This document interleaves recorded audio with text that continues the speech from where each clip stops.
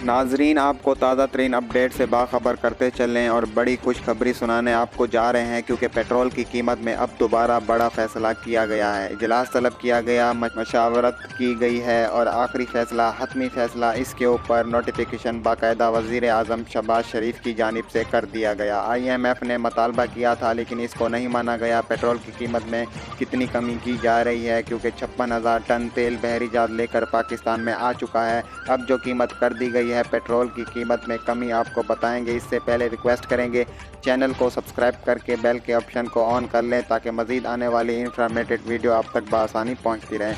तो नाजरीन, यहाँ पर आपको क्लियर कर दें कि IMF ने जो मुतालबा किया था वो नहीं माना गया। अब पेट्रोल की कीमत में 30 जून को जो कमी होगी वो 10 रुपये से लेकर 5 रुपये की कमी कर दी जाएगी और डीज़ल की कीमत में 10 रुपये का इजाफा हो जाएगा। मज़ीद मालूमात के लिए अगर आप चाहें तो चैनल को सब्सक्राइब कर सकते हैं। अल्लाह हाफिज़।